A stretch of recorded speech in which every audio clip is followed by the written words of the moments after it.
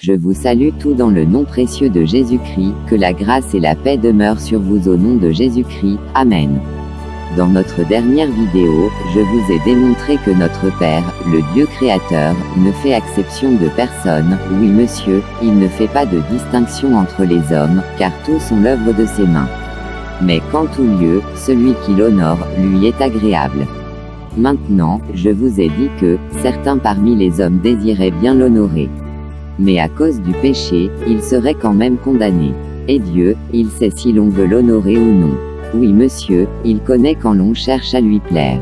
Car il est écrit, Dieu regarde ce qui est au fond de l'homme, cette intention qui est cachée au fond de lui. Cette volonté devenue impuissante à cause du péché.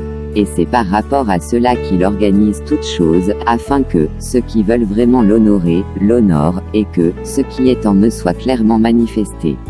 Il ne fait exception de personne, je vous le répète, vraiment il ne fait pas de discrimination. Seulement, tout sera mis à nu.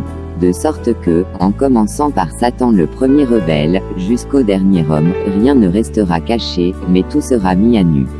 N'est-ce pas l'ange qui dit, que celui qui est saint, qu'il se sanctifie davantage, et que, celui qui est souillé, qu'il se souille davantage.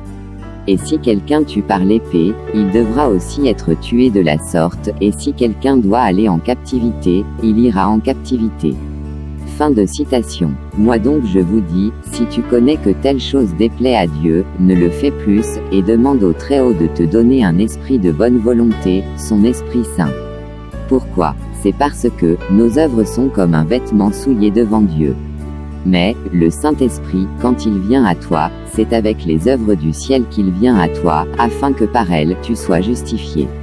Et moi je vous dis, efforcez-vous d'entrer par le sentier étroit. Et le Seigneur Jésus-Christ a dit, depuis Jean-Baptiste, le royaume des cieux est prêché, et il n'y a que les violents qui s'en emparent. Tu veux que le monde t'accompagne, enlève cela de ta tête. Tu veux qu'il te soutienne dans cette voie-là, il ne le fera pas, et même, il ne le fera jamais. Porte ta croix chaque jour, et marche dans la grâce de Dieu. Maintenant, je vous ai dit que, le Seigneur ne fait point de distinction entre les hommes. Mais il a mis devant chaque homme, le bien et le mal. Tout en lui donnant le pouvoir de choisir soit l'un, soit l'autre. Mais, avant de partir, il dit à l'homme, moi l'Éternel, je te conseille de choisir le bien. Voyez-vous, chacun a fait un choix, et c'est en fonction de ce choix-là que nous réglons aujourd'hui notre vie, et que, les circonstances nous sont soit favorables pour le salut de nos âmes, soit favorables pour la perdition de ceux qui se perdent loin de la vie. Ne dis donc pas, pourquoi c'est le sacrifice d'Abel qui fut agréé et non pas celui de Caïn? Pourquoi c'est Enoch qui fut le premier à être enlevé au ciel et non pas un autre? Tu diras pourquoi c'est seulement Noé qui trouva grâce aux yeux de Dieu, jusqu'à recevoir une mission aussi importante que celle de construire une arche. Tu ajouteras pourquoi c'est à Abraham que revient le droit d'être le père de la foi. Et pourquoi ce n'est pas Bouddha, ou Mohamed, ou quelqu'un d'autre. Et tu diras, Isaac avait 2 fils, Ésaü et Jacob, pourquoi a-t-il préféré Jacob et non pas Ésaü? Et même, Jacob avait 12 fils, n'est-ce pas? Mais pourquoi c'est seulement Joseph qui est choisi pour être un type de Christ, et pourquoi c'est par Judas, l'un des fils de Jacob et de Léa, que vient le Messie? Et pourquoi ce n'est pas par une autre tribu? Tu diras, Rahab la prostituée, pourquoi n'a-elle pas été tuée avec le reste des habitants de Jéricho? Oh, pourtant, elle se prostituait. Et tu diras pourquoi c'est par la main de David, ce gamin, que le grand Goliath fut tué. Tu diras encore pourquoi c'est seulement Élie le Tishbite, qui est devenu Élie le prophète, et pourquoi est-ce que ce fut lui que l'Éternel envoya chercher avec son char de feu. Et tu diras pourquoi c'est seulement Élisée le prophète, que Élie a choisi comme serviteur, et pas un autre. Tu diras encore pourquoi est-ce que c'est cette prostituée, Marie de Magdala, en qui il y avait 7 démons, que l'Éternel choisit afin de faire d'elle son enfant, et non pas la femme d'Hérode. Et pourquoi est-ce que c'est vers cet homme là-bas, au pays des Gadaréniens, possédé d'une légion de démons, qu'il a envoyé son fils, afin que celui-ci le guérisse tout entier, et que son âme soit sauvée? Et pourquoi ce ne fut pas Judas Iscariote qui était à côté de lui, et qui lui, finalement s'est perdu? Pourquoi, c'est seulement cet homme né aveugle qu'il choisit, afin de faire de lui son enfant, et non pas les chefs religieux là-bas? Pourquoi est-ce que le Seigneur appelle cette femme qui était tenue par les courbatures, l'œuvre d'un démon, fille d'Abraham? Et Zachée, ce collecteur d'impôts, pourquoi le Seigneur l'appelle-t-il, un descendant d'Abraham? Pourquoi est-ce qu'il appelle aussi cette femme qui avait la perte de sang depuis 12 ans, ma fille? Le temps nous manquerait s'il fallait parler de Lazare, des eunuques éthiopiens, des 10 lépreux, surtout du Samaritain qui revint dire « Merci, au Seigneur Jésus ». Tu diras, au temps des apôtres, il y avait plusieurs persécuteurs, mais pourquoi c'est seulement Saul qui devint Paul, apôtre de Jésus-Christ envoyé vers les païens? Pourquoi ce ne fut pas Pilate qui devint chrétien? Et de plus, plusieurs soldats romains ont méprisé Jésus-Christ, mais pourquoi c'est seulement le centenier romain, Corneille, qui devint chrétien, lui et ceux qui étaient avec lui? Le temps nous manquerait s'il fallut que nous parlâmes de la Samaritaine qui avait déjà eu jusqu'à 5 maris, et qui vivait avec un autre homme, qui n'était pas son mari, mais elle était, malgré tout cela, une fille de Dieu. Oui monsieur, le temps nous manquerait énormément s'il nous fallut parler de cet homme là-bas, malade depuis 38 ans, près de la piscine de Bethesda. Espérant fermement qu'un jour, lui aussi, il goûtera le plaisir et la joie de ceux qui recouvrent la santé. Oui monsieur, il avait confiance en Dieu. Maintenant, écoutons ici ce que l'apôtre Paul dit à propos. Mais alors que dire? Dieu serait-il injuste? Loin de là, car il a dit à Moïse, « Je ferai grâce à qui je veux faire grâce. J'aurai pitié de qui je veux avoir pitié. » Cela ne dépend donc ni de la volonté de l'homme, ni de ses efforts, mais de Dieu qui fait grâce. Dans l'Écriture, Dieu dit au Pharaon, « Voici pourquoi je t'ai fait parvenir où tu es, pour montrer en toi ma puissance, et pour que, sur la terre entière, on proclame qui je suis. » Ainsi donc, Dieu fait grâce à qui il veut et il endurcit qui il veut. Tu vas me dire, pourquoi alors Dieu fait-il encore des reproches? Car qui a jamais pu résister à sa volonté? Mais qui es-tu donc toi, homme, pour critiquer Dieu? L'ouvrage demandera-t-il à l'ouvrier, pourquoi m'as-tu fait ainsi? Le potier n'a-t-il pas le droit, à partir du même bloc d'argile, de fabriquer un pot d'usage noble et un autre pour l'usage courant? Et qu'as-tu à redire si Dieu a voulu montrer sa colère et faire connaître sa puissance en supportant avec une immense patience ceux qui étaient les objets de sa colère, tout prêt pour la destruction? Oui, qu'as-tu à redire si Dieu a agi ainsi pour manifester la richesse de sa gloire en faveur de ceux qui sont les objets de sa grâce, ceux qu'il a préparés d'avance pour la gloire? C'est nous qui sommes les objets de sa grâce, nous qu'il a appelés non seulement d'entre les Juifs, mais aussi d'entre les non-Juifs.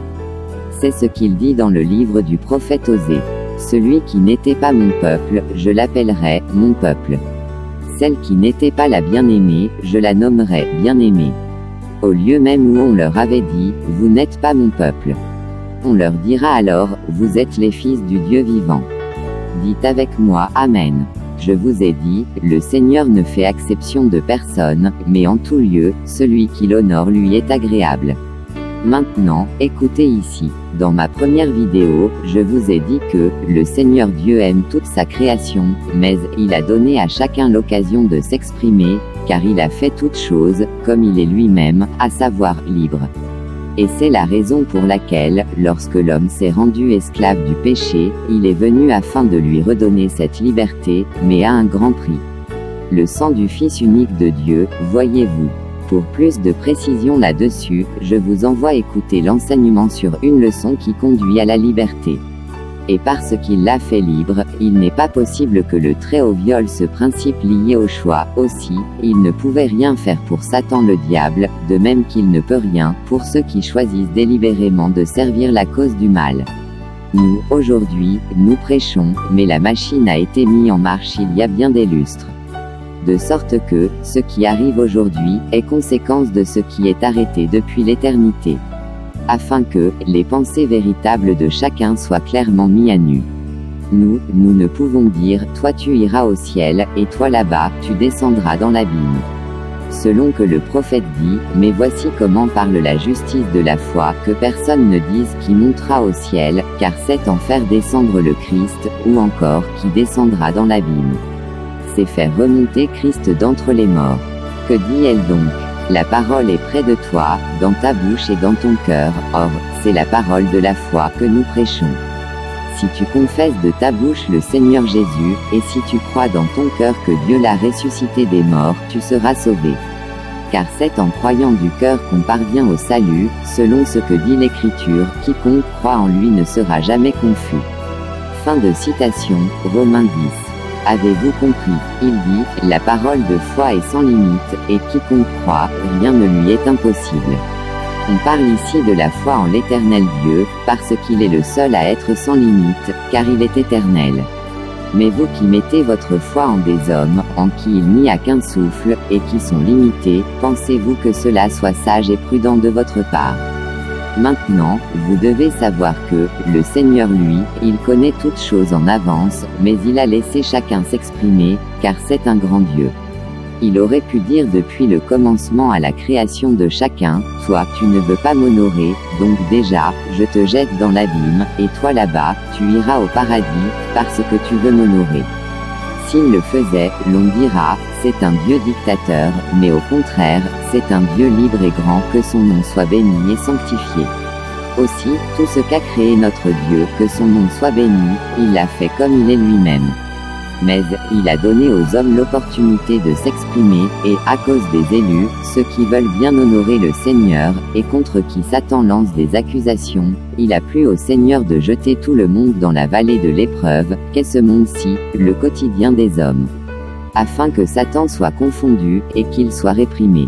Les Écritures disent, tous les péchés seront pardonnés au Fils de l'homme, mais le blasphème contre l'Esprit Saint, cela ne lui sera jamais pardonné. C'est quoi ce blasphème dont parlent les Écritures? C'est celui qui en résulte lorsque, après que le Seigneur t'a créé, et qu'il a cherché, à cause de ton péché, les voies et les moyens, toutes les possibilités qu'il pouvait y avoir pour te sauver, mais que, finalement tu dises, je n'ai que faire de ta grâce. C'est cela le blasphème, car tu traites ton Créateur d'impuissant, et de menteur. Cependant, c'est un grand Dieu en qui il n'y a point de fraude. Maintenant, regardons cette autre catégorie là-bas, qu'il a appelée, les élus, la postérité d'Abraham. Les Écritures disent que l'Éternel, par le petit doigt dont je vous ai fait part dans la première partie de cet enseignement, a troublé l'univers tout entier, c'est la plus petite partie de sa sagesse, c'est la folie de Dieu. Ce petit doigt est un mystère, c'est un programme caché, destiné pour ceux qui aiment le véritable, le juste. Aussi, les Écritures disent, tout concourt pour le bien de ceux qui aiment Dieu. Maintenant, afin que votre foi soit fondée sur ce qui est écrit, écoutons ensemble ce que l'apôtre Paul dit. C'est à moi, le moindre de tous les saints, qu'a été donnée cette grâce d'annoncer, parmi les gentils, les richesses incompréhensibles de Christ, et de mettre en évidence devant tout, quelle est la dispensation du mystère caché de tout temps en Dieu, qui a créé toutes choses par Jésus-Christ, afin que la sagesse de Dieu, infiniment diverse, soit maintenant manifestée par l'Église aux principautés et aux puissances dans les lieux célestes, selon le dessein qu'il avait formé de tout temps, et qu'il a exécuté par Jésus-Christ, notre Seigneur, en qui nous avons la liberté de nous approcher de Dieu avec confiance, par la foi que nous avons en lui. Maintenant, ce petit doigt c'est quoi? On a dit, c'est la folie de Dieu, la plus petite sagesse du Très-Haut. Cette sagesse est un programme caché, mais qui se révèle peu à peu avec le temps, et dans ce programme, il est dit, quand le 7e ange sonnera de la trompette, alors le mystère de Dieu sera accompli. Cette sagesse vient de Dieu, c'est la parole de Dieu, c'est le Christ, et c'est aussi la semence de Dieu. Telle est la terre, tel aussi est le corps de l'homme. De même qu'elle ne peut produire d'elle-même un arbre fruitier agréable et bon à manger, de même aussi, l'homme ne peut porter les fruits de l'Esprit Saint de lui-même. Exemple, l'Écriture dit à Pharaon, « Je t'ai suscité à dessein pour montrer en toi ma puissance, et afin que mon nom soit publié par toute la terre. » Romains 9 le verset 17. C'est cela le programme de Dieu, l'Éternel, que son nom soit béni, dit, « Je t'ai suscité à dessein. » Il a suscité Pharaon, et non pas l'homme qui est venu occuper le poste. Quant à l'homme, cela pouvait être n'importe qui, mais celui dont l'Esprit va accepter de jouer ce rôle, il va jouer le rôle. Un autre exemple, l'Éternel, que son nom soit béni, avait parlé par la bouche de David tandis que celui-ci sous l'Esprit, disait alors ces paroles-ci, « Celui qui mange avec moi le pain a levé son talon contre moi. » L'Esprit annonçait par ces paroles la manière dont le Christ serait trahi, car à ce moment-là, l'Esprit lui faisait passer un moment qui sera un type de ce qui arrivera dans le futur par le Christ. Et c'est l'homme qui viendrait l'accomplir qui justifiera le Tout-Puissant, afin qu'il soit manifeste qu'il connaît la fin des choses dès leur origine. Et quand le Seigneur Jésus-Christ vient, que son nom soit sanctifié, il dit, « Je connais ce que j'ai choisi, mais il faut que l'Écriture s'accomplisse. En vérité, je vous le dis, l'un de vous me livrera. » Voyez-vous, tous ne l'ont-ils pas compris? Bien sûr que tous l'ont compris, mais Judas Iscariote, comme je vous ai dit dans ma première vidéo, était séduit par sa sagesse, par l'esprit du mal. Il est allé le trahir espérant quelque chose, il était très sûr de cette chose-là. Mais quand elle n'est pas arrivée, il s'est mis à pleurer en disant, « J'ai livré le sang innocent », voulant corriger son erreur en remboursant les 30 pièces d'argent, il était déjà trop tard, Satan l'avait eu, échec et mat. Un autre exemple, l'Esprit dit avant que cela n'arrive que, il y aura des scandales. Il le dit parce qu'il est celui qui a fait toute chose et toute personne. Que personne ne pense que, il existe quoi que ce soit qui ne vienne de Dieu, il y a le mal, c'est à cause de la perversité de l'homme. Quoi que ce soit que l'homme ait pu atteindre par son esprit, cela lui a été permis par le Très-Haut, que son nom soit loué. Mais, en créant l'homme, il a vu les sentiers que ce dernier choisirait d'emprunter. Et parmi eux, il y a plein de scandales. Et le Seigneur Jésus-Christ dit, il est impossible qu'il n'arrive pas des scandales, mais malheur à celui par qui ils arrivent. Il vaudrait mieux pour lui qu'on mît à son cou une pierre de moulin et qu'on le jetât dans la mer, que s'il scandalisait l'un de ses petits. Prenez garde à vous-même, si ton frère a péché, reprends-le, et, s'il se repent, pardonne-lui.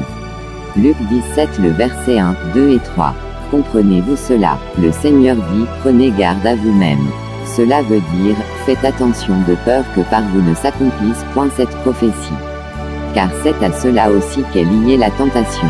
Et le Seigneur Jésus-Christ a dit, veillez donc et priez en tout temps, afin que vous ayez la force d'échapper à toutes ces choses qui arriveront, et de paraître debout devant le Fils de l'homme.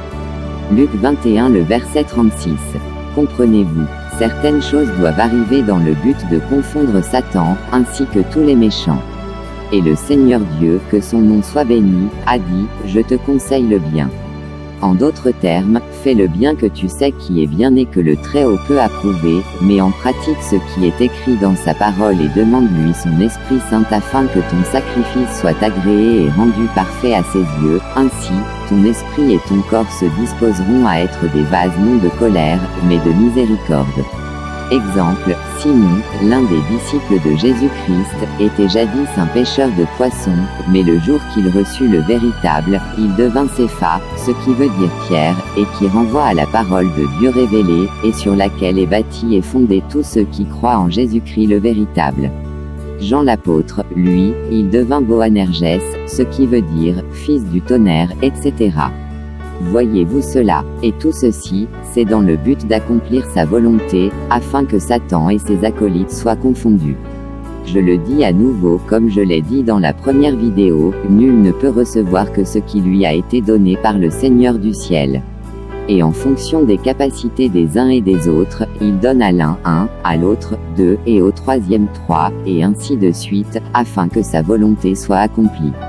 Maintenant, vous devez savoir que, ce qui vient de l'Éternel, que son nom soit béni, vient d'en haut et non pas ici-bas. Et il ne met aucune limite en ce qui concerne le salut de l'homme. Il te fera devenir l'homme le plus puissant de la terre, si vraiment, en le devenant, tu parviendras à croire en lui, et si par là, il serait possible que tu deviennes un saint. C'est le cas du roi de Babylone, Nabuchodonosor. Selon qu'il est dit à son sujet. Le grand Dieu a révélé au roi ce qui arrivera dans l'avenir. Ce qu'annonce le rêve est chose certaine, et son interprétation est authentique. Alors le roi Nabuchodonosor se jeta la face contre terre et se prosterna devant Daniel, il ordonna de lui offrir des offrandes et des parfums. Puis il lui déclara, « Il est bien vrai que votre Dieu est le Dieu des dieux, le souverain des rois et celui qui révèle les secrets, puisque tu as pu me dévoiler ce secret. » Daniel 2, et encore. C'est pourquoi, ô roi, puisse mon conseil te plaire. Mets un terme à tes péchés en pratiquant la justice, et à tes iniquités en usant de compassion envers les malheureux, et ton bonheur pourra se prolonger. Toutes ces choses se sont accomplies sur le roi Nebuchadnezzar. Au bout de 12 mois, comme il se promenait dans le palais royal à Babylone. Le roi prit la parole et dit, n'est-ce pas ici Babylone la grande que j'ai bâtie, comme résidence royale, par la puissance de ma force et pour la gloire de ma magnificence.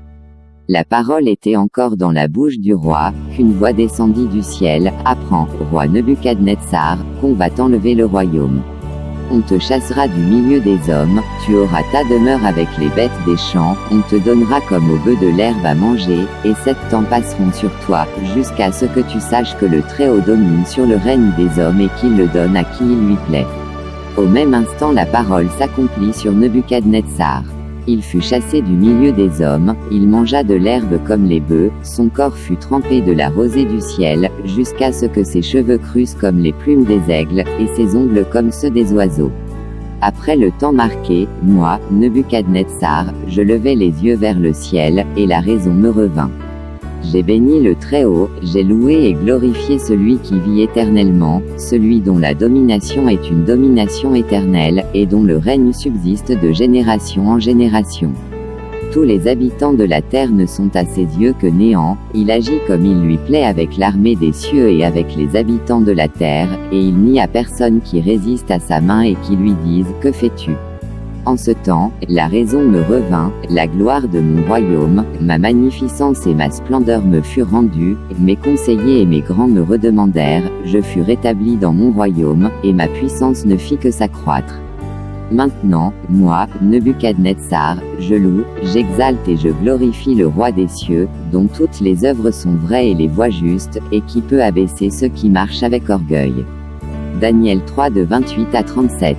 Voyez-vous, n'écoutez donc pas ceux qui disent, qui a bu boira, l'on ne change pas un défaut devenu une habitude. Car le Seigneur n'a accusé personne, que son nom soit sanctifié. Mais par nos propres choix, l'on se rend soit agréable, soit désagréable au Très-Haut, que son nom soit béni. Voyons à présent un autre cas invraisemblable. Il s'agit cette fois d'un soldat, Naaman. Oui monsieur, lui, c'est par une lèpre que le Très-Haut entra alors en contact avec lui, afin que, par cette maladie, qu'il soit guéri tout entier, et que l'univers atteste que c'est aussi un élu, un descendant d'Abraham. Selon qu'il est écrit, Naaman, chef de l'armée du roi de Syrie, jouissait de la faveur de son maître et d'une grande considération, car c'était par lui que l'Éternel avait délivré les Syriens. Mais cet homme fort et vaillant était lépreux. Or les Syriens étaient sortis par troupes, et ils avaient emmené captive une petite fille du pays d'Israël, qui était au service de la femme de Naaman. Et elle dit à sa maîtresse, « Oh, si mon Seigneur était auprès du prophète qui est à Samarie, le prophète le guérirait de sa lèpre. » Naaman alla dire à son maître, « La jeune fille du pays d'Israël a parlé de telle et telle manière. » Naaman vint avec ses chevaux et son char, et il s'arrêta à la porte de la maison d'Élisée. Élisée lui fit dire par un messager, « Va, et lave-toi 7 fois dans le Jourdain, ta chair deviendra saine, et tu seras pur. » Naaman fut irrité, et il s'en alla, en disant, « Voici, je me disais, il sortira vers moi, il se présentera lui-même, il invoquera le nom de l'Éternel, son Dieu, il agitera sa main sur la place et guérira le lépreux. » Les fleuves de Dé, Hama, l'Abana et le Parpar, ne valent-ils pas mieux que toutes les eaux d'Israël? Ne pourrais-je pas m'y laver et devenir pur? Et il s'en retournait et partait avec fureur. Mais ses serviteurs s'approchèrent pour lui parler, et ils dirent, « Mon père, si le prophète t'eût demandé quelque chose de difficile, ne l'aurais-tu pas fait? Combien plus dois-tu faire ce qu'il t'a dit, lave-toi, et tu seras pur. » Il descendit alors et se plongea 7 fois dans le Jourdain, selon la parole de l'homme de Dieu, et sa chair redevint comme la chair d'un jeune enfant, et il fut pur. Naaman retourna vers l'homme de Dieu, avec toute sa suite. Lorsqu'il fut arrivé, il se présenta devant lui, et dit, « Voici, je reconnais qu'il n'y a point de Dieu sur toute la terre, si ce n'est en Israël. Et maintenant, accepte, je te prie, un présent de la part de ton serviteur. » Élisée répondit, « L'Éternel, dont je suis le serviteur, est vivant. Je n'accepterai pas. Naaman le pressa d'accepter, mais il refusa. Alors Naaman dit, puisque tu refuses, permets que l'on donne de la terre à ton serviteur, une charge de 2 mulets, car ton serviteur ne veut plus offrir à d'autres dieux ni holocauste ni sacrifice, il n'en offrira qu'à l'Éternel. Voici toutefois ce que je prie l'Éternel de pardonner à ton serviteur.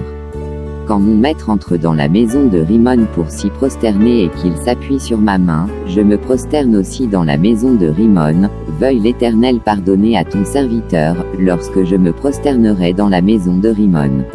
Élisée lui dit, va en paix. Voyez-vous, c'est par cette maladie honteuse que Naaman, le Syrien s'est laissé convaincre par le Très-Haut que son nom soit béni. Voyez-vous, en fait, de quoi s'agit-il? C'est le Très-Haut que son nom soit sanctifié, qui connaît ce qui est bon pour nous, et ce dont nous avons réellement besoin. Et c'est pour cette chose-là même, cette chose qui fera ta joie et ton bonheur, qu'il vient te donner, parce que, en réalité tu ne sais pas que faire pour l'avoir. Ce que le Seigneur Dieu veut, que son nom soit sanctifié, c'est le bonheur de tout homme. Et lui, il est le véritable bonheur, donc, il sait que, c'est en réalité de lui dont tous les fils de lumière ont besoin, et c'est pour cela que tout concourt pour le bien de ceux qu'il aime. Maintenant, voyons rapidement ces quelques autres manières par lesquelles le Seigneur, que son nom soit béni, est entré en contact avec ses enfants afin que ceux-ci lui donnent leur cœur tout entier. Maintenant écoutez, c'est à cause de Noé que le monde antédiluvien fut détruit. Car, rien que pour une seule âme qui croit en lui et qui pourrait être sauvée, il est capable de détruire toute la terre rien que pour elle seule. Par la perte de sang que cette femme eut depuis 12 ans, le Seigneur l'Éternel, que son nom soit béni, utilisa ce moyen pour sa gloire. Car par ce moyen, elle crut en Jésus-Christ et elle fut sauvée. C'est au travers de la conduite criminelle de David à l'égard de Bathsheba et d'Uri le Héthien, que le Très-Haut, que son nom soit béni, démontra à David qu'il ne peut rien sans Dieu. Alors, le Seigneur, que son nom soit béni, utilisant cette désobéissance, il ramena le cœur de David tout entier à lui. L'apôtre Pierre avait dit au Seigneur Jésus-Christ, « Moi, je te suivrai jusqu'à la mort, et je ne t'abandonnerai point même si les autres t'abandonnent. » Mais l'Éternel, par un chant de coq, ramena à lui le cœur de Simon, afin qu'il comprît que, ce n'est ni par la force, ni par sa volonté, mais c'est par la grâce de Dieu que nous sommes sauvés. Nous voulons bien le servir, mais ceci doit se faire à sa manière. Saul, lui également était zélé pour Dieu, il voulait servir Dieu, et même, il pensait servir Dieu le jour où il approuva la mort d'Étienne. Mais le Très-Haut qu'il avait connu, utilisa alors ce mot. Yen pour l'appeler, il persécuta par-ci, il persécuta par-là, et il croyait servir Dieu. Mais le seul moyen par lequel il pouvait croire en ce Jésus, c'était cette lumière aveuglante qui le jetait alors par terre, et cette voix convaincante lui fit entendre ces mots, « Saul, Saul, pourquoi me persécutes-tu » Dès cet instant, il crut. Voyez-vous, il n'y a pas de limite à ce qu'il peut faire juste pour sauver l'un de ceux qui lui appartiennent et qu'il a connu dès avant la fondation du monde. Il a permis que la fille de Jaïrus meure, afin que, en la ressuscitant, que ses parents croient en Jésus-Christ. Il a aussi permis que Lazare meure, afin que, en le ressuscitant, que beaucoup de ceux qui sont ses disciples, et qui ne croyaient pas encore en lui, qu'ils aient à croire véritablement, et que Marthe sa sœur croit aussi. Le Seigneur Dieu, que son nom soit béni, a maintenu le pauvre Lazare dans la pauvreté et la maladie, afin que celui-ci vienne à confondre l'homme riche, qui lui était en très bonne santé.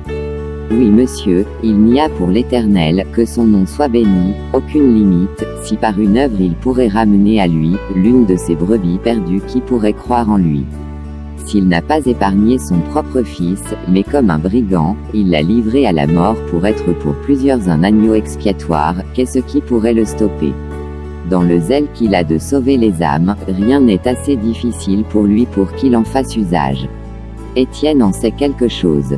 Il permettra que tu meures, si par ta mort plusieurs doivent hériter la vie éternelle. Il permettra aussi que tu vives sans jamais mourir, si par ta vie, plusieurs peuvent revenir à lui. Ici, c'est le cas d'Élie le prophète qui n'a jamais connu ce que c'est que la mort.